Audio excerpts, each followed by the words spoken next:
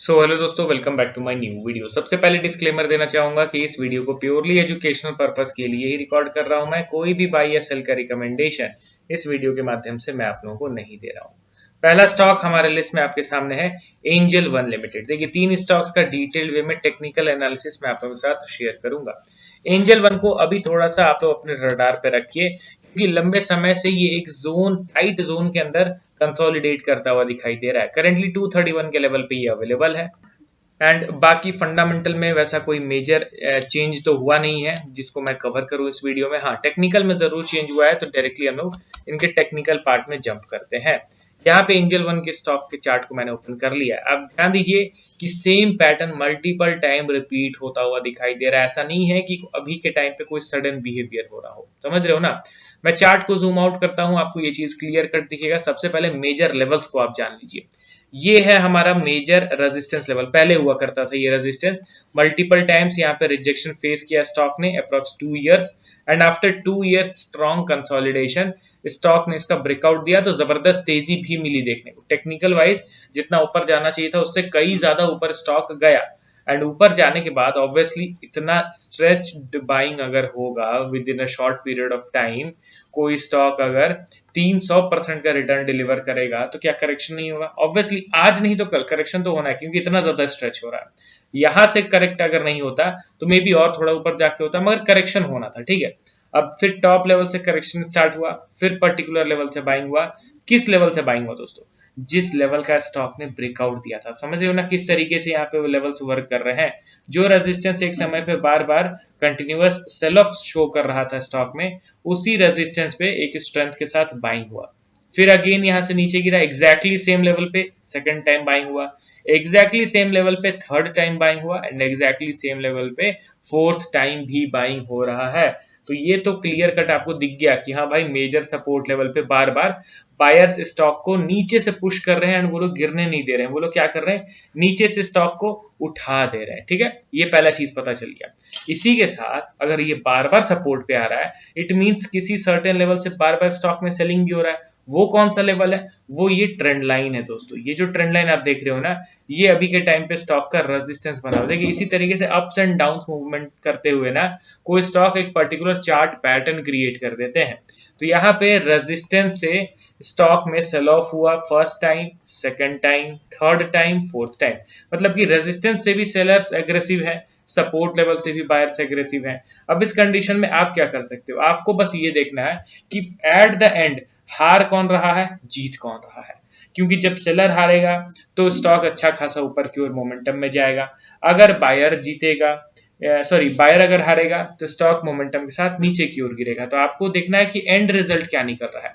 उसके लिए आपको पेशेंस दिखाना होगा अंटिल स्टॉक ब्रेक्स पर्टिकुलर और सर्टेन लेवल्स।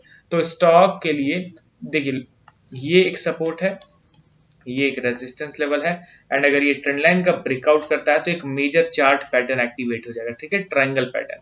और अगर ये आने वाले दिनों में सपोर्ट का ब्रेकडाउन करता है, समझने की कोशिश कीजिए, अगर सपोर्ट का ब्रेकडाउन करता है तो फिर आने वाले दिनों में फर्दर करेक्शन होगा and stock major support level की ओर बढ़ सकता है, जो कि 120। हालांकि मैं ये एक्सपेक्ट नहीं कर रहा हूं कि स्टॉक सपोर्ट का ब्रेकडाउन कर दे, क्योंकि ऑलरेडी मल्टीपल टाइम्स स्टॉक ने इस 200 के लेवल पे स्ट्रॉन्ग सपोर्ट लिया है। बट मार्केट है दोस्तों, कुछ भी हो सकता है।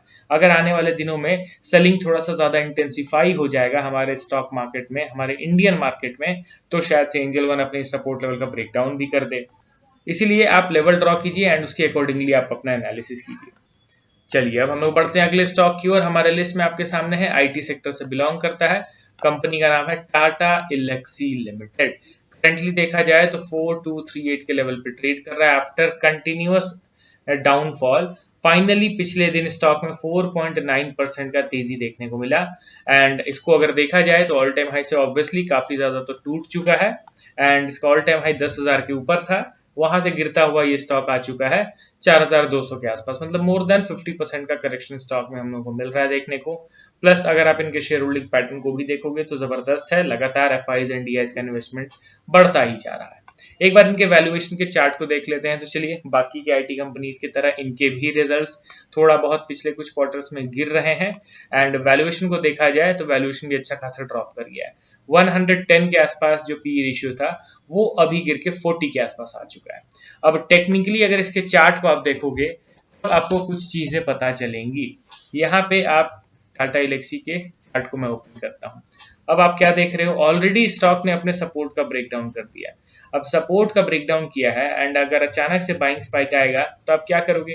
बिल्कुल सही आपने कहा, आप इग्नोर करोगे उस पर्टिकुलर स्टॉक को, क्योंकि ये जो बाइंग स्पाइक है ये सपोर्ट को तोड़े बगैर यहीं कहीं आता तब हम लोग जरूर अपना फर्दर इंपॉर्टेंस देते इस पर्टिकुलर स्टॉक को।